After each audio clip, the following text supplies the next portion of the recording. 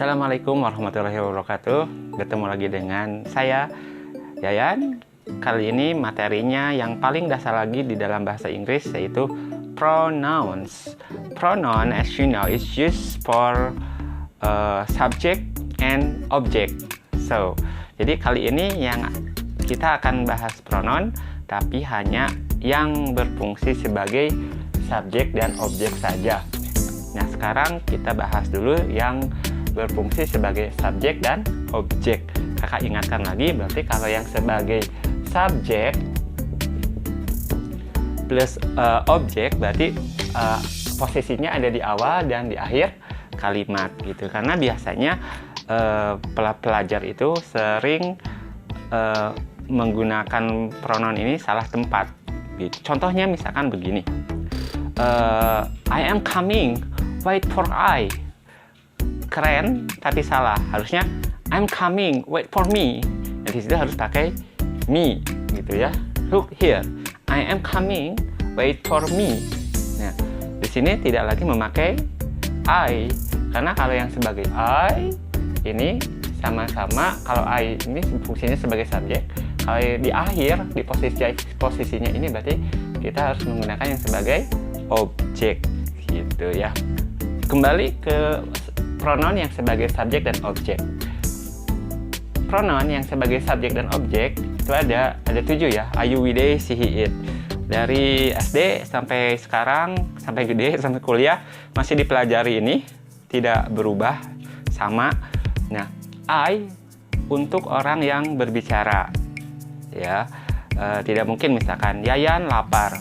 Nah, Yayan is hungry. In English, I am hungry, misalkan gitu ya. In English, I am hungry. No, Yayan is hungry. But it's okay, tapi tidak enakeun kalau orang yang berbicara menyebutkan nama gimana gitu rasanya gitu ya. So look here, you, we, they. You, we, they, I orang pertama tunggal, you, we, they ini orang kedua jamak ya, atau tunggal, karena you di sini bisa tunggal atau jamak. You, iya kamu, bisa satu orang, atau you lebih dari satu orang gitu ya. She, he, it orang ketiga tunggal atau orang yang kita bicarakan. Oke. Nah, yang sebagai objek perubahannya ini I, me, you, we jadi us, they jadi them, she jadi her, he jadi him, it jadi it. Contohnya di sini I am coming, wait for me. Nah, tidak I am coming, wait for I. Kalau for I ini salah gitu ya. Karena kalau ditulis I berarti dia sebagai subjek lagi. Kita tahu di sini posisinya ada di akhir, berarti di sini harus menggunakan yang fungsinya sebagai objek begitu ya. Nah, contoh yang kedua, lihat misalkan the man walks slowly because bla bla bla was carrying a heavy parcel. Nah, di sini lihat the man ini kata benda. Nah, tadi kata benda, kata ganti adalah pengganti dari orang atau benda. Nah, berarti jadi the man di sini kata gantinya seorang pria, kata gantinya adalah he. Nah, maka di kalimat yang kedua, because the man kita boleh ganti dengan he ya. He was carrying a heavy parcel, seperti itu. Nah, ini penggunaan kata ganti yang fungsinya sebagai subjek dan objek. Nah, sekarang mari kita berlatih biar lebih menguasai kata ganti yang berfungsi sebagai subjek dan objek. Nah, kita lanjut dengan latihan kata ganti. Kata ganti menggantikan orang atau benda. Nah, coba lihat ke latihannya nomor 1. Kita coba kerjakan bareng. Cat and horse, kuda dan kucing. Kucing dan kuda. Kata gantinya kira-kira apa? They, exactly. They. Mereka ya. Sebagai subjek, kalau sebagai objeknya berarti apa? Them, yes. Jack and I. Jack dan saya. Kalau kata gantinya berarti kalau yang sebagai subjek we ya, sebagai objek us. Good. Cheese. Know it? Eat. Ya, subjek dan objek sama ya kalau eat. Pamela. Pamela itu seorang perempuan, berarti kata gantinya adalah sebagai subjeknya she, yang sebagai objek her. Good. Parents. Orang tua, berarti kata ganti yang sebagai subjeknya adalah they, yang sebagai objeknya them, ya. John, ya. He, yang sebagai objeknya him. Good. Son, do you know son? Anak laki-laki. Satu orang ya, anak laki-laki. Berarti kata gantinya sama, he.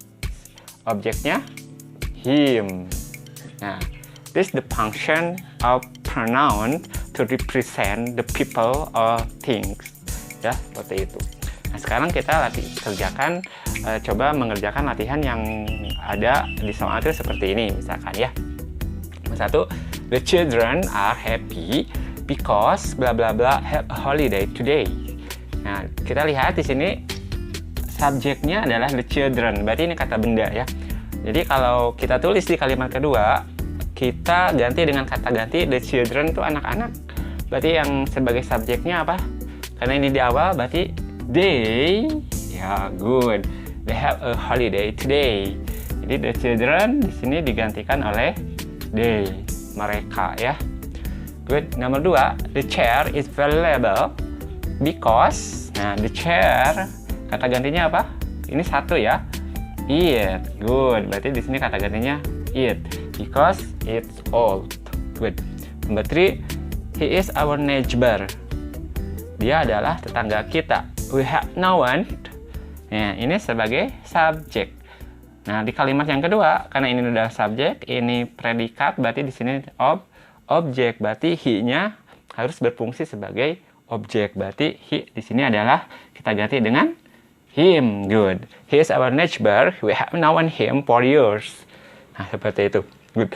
Number 4, Susan is coming with.